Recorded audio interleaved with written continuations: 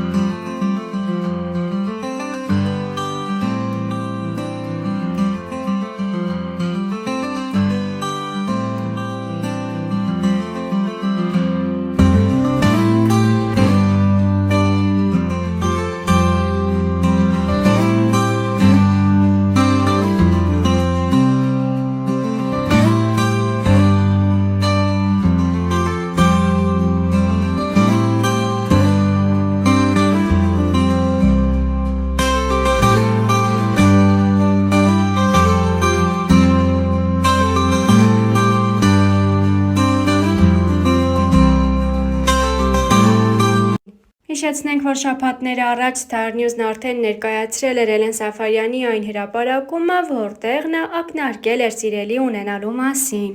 Էլենը շքեղ ծաղկեփնջով հոլովակ է հրապարակել։ Գիծ գրել նա գիտի ինչպես հաճոյանալ։ Հրապարակումը հետևորդների շրջանում մեծ արձագանքի է արժանացել։ Մնում է սպասել, որ Էլենն առաջիկայում ավելի անկեղծ հրապարակումներով կպատմի իր անձնական կյանքի մասին։ Մալիա Հովհաննիսյանի Life Room հաղորդաշարի սեր շարքում հյուրընկալվել էին երգիչ Արսեն Սաֆարյանն ու դուստրը, արդեն դերասանուհի Էլեն Սաֆարյանը։ Star News-ը հետևեց հաղորդմանն առանձնացնելով հետաքրքիր մասեր։ Հաղորդման սկզբում Արսեն Սաֆարյանը պատմեց զավեշտալի մի դեպք։ Արդեն երևի թե 2 տարի է, որ Էլենը նկարահանվում է տարբեր ֆիլմերում։ Վերջերս Միացյալ Նահանգներում հանկարծ լսեցի «Վայ բարև ձեզ»։ Մտածեցի դե սովորականի նման ինձ ճանաչել են։ Հավաքվեցին մի քանի տատիկներ, ովքեր նայել էին եւ նայում էին Էլենի մասնակցությամբ ֆիլմը։ Ես հպարտությամբ լսում էի իրենց կարծիքները։ 5 րոպե խոսելուց կոմպլիմենտներից հետո վերջում մի կին պտտվեց, ասեց. «Հա, իմիջայլոց դուք էլ եք լավ երգում»։ Ինչքան գնում է Արսեն Սաֆարյանը դառնում է Էլեն Սաֆարյանի պապան։ Խոսք եղավ հայր ու աղջիկ հարաբերությունների, կոնֆլիկտների եւ քննարկվող թեմաների մասին։ Արսեն Սաֆարյանն ասաց. «Տարբեր թեմաների մասին խոսում ենք։ Աղջիկդ երբ մեծանում է, կան թեմաներ, որոնք համ ուզում ես խոսել, համ մեջդ պապայի կռիվ է սկսվում։ Դու անհանգստանում ես իրա համար»։ Էլեն Սաֆարյանը ևս խոսեց թեմայի շուրջ։ Պապան շատ լավ ընկեր է ինձ համար, երբ էմոցիոնալ եմ լինում այդ պահերին միանգամից գնում եմ պապայի մոտ։ Լավ խորհուրդներ է տալիս, պապայից թաքցնել չի լինի եւ պետք էլ չի։ Շատ հաճախ խիստ ընտանիքներում մեծացած երեխաները որպես արդեն ծնող դառնում են ընկերներ իրենց երեխաների համար։ Արսեն Սաֆարյանն այս մասին. Ամեն դեպքում լրիվ ընկեր չի լինում դառնալ։ Ընկերական հարաբերություններ լինում են սակայն։ Ես կարծում եմ, որ պետք է ամենալավը, ամենաջերմը, ամենաբարին տաս։ Երբեմն ինձ այն մտքի վրա եմ բռնում, որ այ հայրս սենց է արել, բայց ես տենց չանեմ։ Շատ հարցերում էլ ասում եմ հայրս ճիշտ է եղել։ Հայրս շատ խիստ մարդ ա եղել, կարգ ու կանոնով եմ մեծացել։ Մենք Էլենին չէինք սպասում, տղա էինք սպասում։ Հիվանդանոցում ինձ 2 անգամ շատ վստահ ասել էին տղա եք ունենալու։ Ծնվեց, ասեցին շնորհավորում ենք, դուք գեղեցիկ աղջնակ եք ունեցել։ Ես ասում եմ ինչ։ Կարծրատիպ չկար, ուղղակի իրենք էին այդպես ասել։ Էլենը եկավ եւ շատ անսովոր էր, վախենում էի գրկեի։ Երբ տատիկները կինս հանձնվում էին, չէր քնում, Հենց լսում էր ձայնս, երգում էի ականջի տակ, քնում էր։ Էլենը առաջին անգամ զարմացել ու հուզվել էր, երբ ին վրա հարձակվել էին։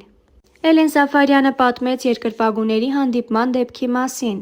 Դա իմ մանկական տրավման է, ես մինչև հիմա հիշում եմ։ Մի ամբողջ հարձակվեց մեր մեքենայի վրա։ Ես 4-5 տարեկան էի, չէի հասկանում, որ դա պապային սիրելուց է։ Արսեն Սաֆարյանը անգամ հիշեց, որ մի անգամ Էլենը հրել է երկրպագուներից մեկին և չի թողել, որ իր հետ նկարվի։ Խոսք եղավ երգչի առողջական խնդիրների, վիրահատության, քայլելու հետ կապված դժվարությունների մասին։ Մեծ հոգատարության մեջ էի բոլորի կողմից։ Նեղվում էի և մտքերը երբեմն տանում էին,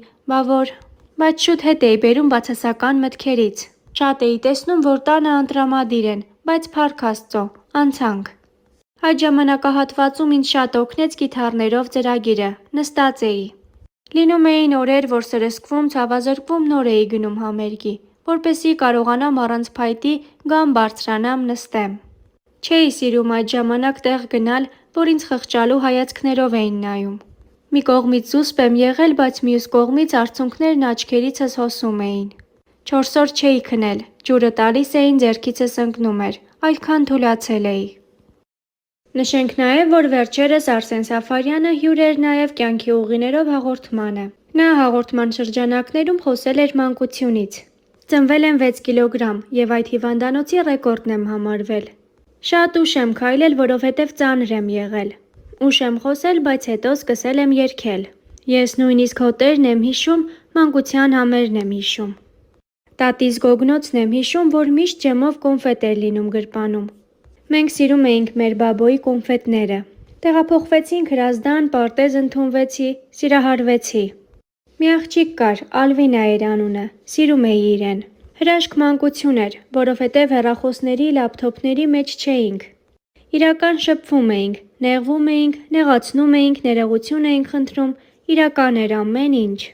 Առաջին դասարանում խնդրեցի մայրս տարավ Պիոներ պալատ նկարչության։ 1 տարի հետո գնացի ֆուտբոլի։ Առաջին երգի գործիքավորման համար $30 ուզեցին։ Այն ժամանակ ինձ $30 որտեղից պիտի լիներ։ Որոշեցի, որ կգնամ, կաշխատեմ, կհավաքեմ և այլն։ Դասընկերուհուս մոտ գումար կար, իրեն օծանելիքի գումար էին տվել։ Ասեց սա վերցրու, ոչ մեկ չի իմանա։ Ասեցի միայն վերադարձնելու պայմանով։ Ընդունվեցի աշխատանքի և 2000 դրամ էի աշխատում։ Մեկը աջ գրպանինս, մյուսը ձախ, այո երգի մրցույթին։ Հերթական 267-րդն էի, չէր էլ նայում մասնակիցների վրա, միայն լսում էր։ Երբ վատ էր լինում, դադարեցնում էր։ Վերջին օրն էի հերթագրվել, բարձրացա բեմ և սկսեցի երգել։ Աչքիս տակով նայում էի, մտածում երբ է ասելու ստոպ։ Տեսնեմ չի ասում, բայց չի էլ նայում, երբ երգեցի երգի «Բայց դու չես գալիս» մասը, նայեց վրաս, վախեցած միկրոֆոնն իջեցրեցի։ Ասեց չէ, երգի։ Ես ամբողջ երգը երգեցի։ Երգը վերջացավ և մրցակիցներիցս սկսեցին ծափահարել։ Կանչեց, ասեց բարձրացի, կգամ, կխոսենք։ Հարցազրույցի ժամանակ Սաֆարյանը խոսել էր նաև իր և կնոջ հանդիպումից։ Իմ սիրո խոստովանությունը մինչ օրս հիշում է։ Ասում է քո նման ինձ ոչ մեկ սեր չէր խոստովանել։ Հուզված ասեցի գիտես դու այնքան ես ինձ դուր գալիս, որ ես տեսնում եմ մեր երեխաներին։ Ասում է հետո գնացի տուն և մտածեցի այս տղան նորմալ է, նորմալ չի։ Հասկացա, որ ախր ինքն իմ հետ ամենակարևոր բանն է տեսնում, ընտանիքը։ Ամուսնացանք, Էլենը ծնվեց, հետո Արթուրը։ Զինվորական ծառայությունից հետո Արսեն Սաֆարյանը մեկնում է ԱՄՆ։ Նա պատմեց իր կյանքի այդ փուլից։ Դժվար ժամանակներ էին ինձ համար, սթրեսներով։ Մեկ իրականությունից մեկ այլ իրականություն։ Սփոփանքս մեկն էր, որ գիտեի ինչի համար եմ եկել, երգիչ լինելը դրված էր մի կողմ։ Աշխատել եմ տարբեր տեղեր, բենզալցակայանում, աշխատել եմ բեռնակիր,